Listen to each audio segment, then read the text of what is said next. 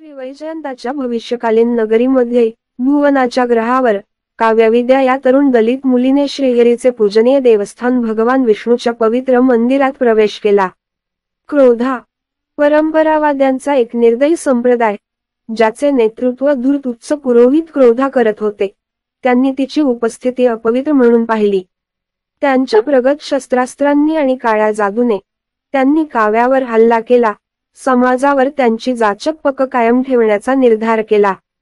परंतु सर्व पाहणाऱ्या आणि सर्वशक्तिमान भगवान विष्णू यांनी काव्याला हानीपासून वाचवण्यासाठी आधीच आपला दिव्य अवतार भगवान व्यंकटेश्वर पाठवला होता.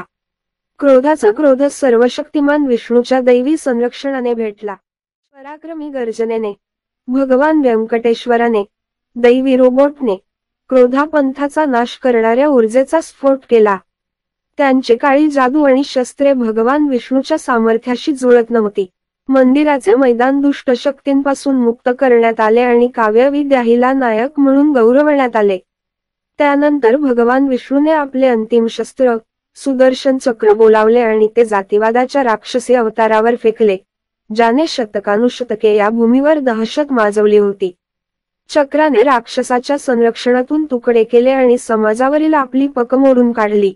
जातीयवादाचा पराभव झाल्यामुळे श्री वैजयंताच्या लोकांनी भगवान विष्णूच्या दैवी हस्तक्षेपामुळे त्यांचे नवीन स्वातंत्र्य साजरे केले. भगवान विष्णू सर्वोच्च तारणहार, न्याय आणि समतेचे चॅम्पियन म्हणून गौरवले गेले.